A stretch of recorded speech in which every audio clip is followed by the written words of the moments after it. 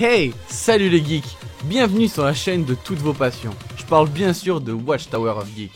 Ça me fait super plaisir de vous retrouver. Bon, cette fois, on fait court et précis. On va parler d'un manga simplement et purement génial. Et je vous parle bien de Bakuman. Vous avez pensé à notre manga? Dites-le moi dans les commentaires. Bakuman, c'est quoi? Bah, c'est un manga en fait. Non, pour être plus sérieux, c'est un manga retraçant la vie de deux jeunes rêvant de devenir mangaka. Bon, allez, présentation. Lui, c'est Moritaka Mashiro. Un jeune comme vous et moi quoi. Je préférais rester à la maison devant des jeux vidéo ou l'ordinateur.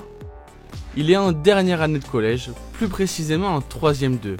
Ah là là, quelle belle époque le collège. J'ai passé 14 ans à me comporter comme un bon garçon. Et voilà que je suis déjà blasé. Ah bah, on dirait que ça le réussit pas le collège. C'est pas un peu tôt pour être blasé mon petit Mashiro? Bon, à défaut d'aimer le collège et les cours, il aime quand même quelque chose. Enfin, je devrais plutôt dire quelqu'un. Ce qui est quand même triste, c'est qu'il n'arrive même pas à lui parler. J'imagine que ça doit être dur, non? Un amour à sens unique comme celui-là, c'est une torture, rien de plus. Ah bon? Tant que ça? Oh là là, mon pauvre. Bon, là, il est vrai qu'il n'a pas trop de chance. Mais il a quand même un grand point positif. C'est un vrai artiste. Il a un coup de crayon magistral. Regardez seulement le croquis qu'il a fait d'Azuki.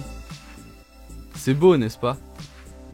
C'est ce même croquis qui va décider Akito Takagi à prendre Mashiro dans son groupe pour devenir mangaka.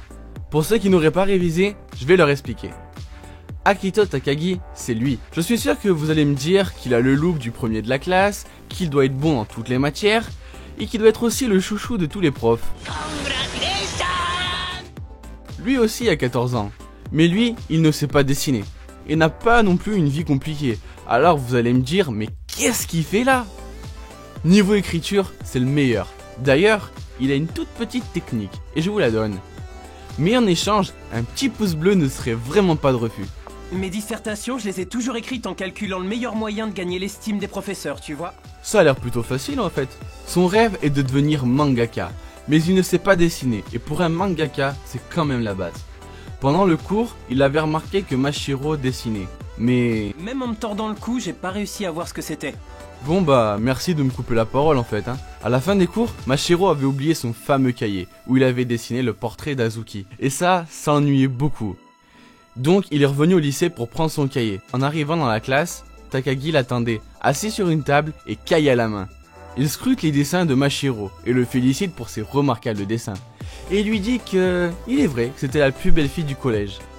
Et t'as dit quoi en fait Takagi après? En plus, si ça se trouve, elle t'aime en secret elle aussi. Ah oui, c'est vrai, merci.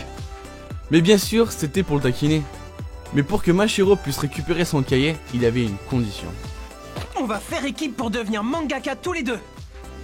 À force de persuasion, Takagi réussit à faire en sorte que Mashiro réfléchisse vraiment à la question. Une fois chez lui, il réfléchissait à ses paroles. Soudain, il reçut un coup de téléphone de sa part à dire qu'il allait chez Azuki pour lui avouer ses intentions. Ils allèrent alors chez Azuki. Imaginez le stress de Mashiro, lui qui n'avait jamais réussi à lui parler. Il a sonné, je rentre chez moi.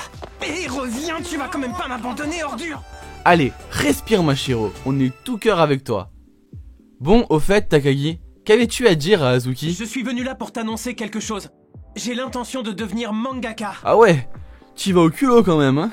Bon, heureusement que Mashiro ne te suit pas. Je vais faire les illustrations d'un manga et lui il écrira l'histoire. Quoi? Toi aussi tu as suivi? Ah l'amour. Mais tu aurais quand même pu nous en parler avant. Bon, en plus on dirait qu'Azuki a l'air heureuse de cette nouvelle. Tant qu'à faire, propose-lui d'être la doubleuse du manga que tu feras. Comme ça sera parfait quoi. Bon, je te laisse avec elle. Si tu dis pas de bêtises, c'est d'accord? Je peux te faire confiance? Est-ce que tu acceptes de m'épouser si on réalise nos Ah rêves? bah apparemment, bah non.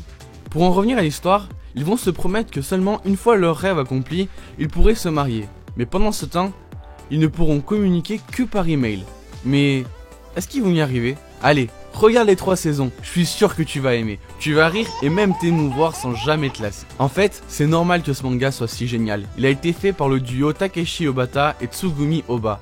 Je suis sûr que vous les connaissez, c'est les auteurs d'un fameux manga incluant un cahier mystérieux.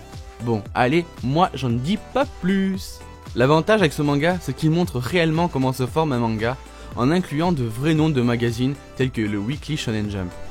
En bref, on pourrait presque croire que les auteurs ont voulu décrire leur passé dans ce manga. C'est quand même incroyable, non? Et si le manga ne vous suffit pas, allez voir le film Bakuman the Movie. Il est juste excellent.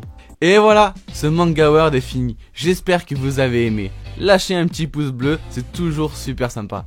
Et si vous avez déjà vu Bakuman, dites-moi quels sont vos moments préférés et vos persos préférés. Et n'hésitez pas à me dire de quel manga vous voudriez que je parle. Et désolé si je ne réponds pas à tout le monde. Sur ce, moi je vous dis à la prochaine sur Watchtower of Geek.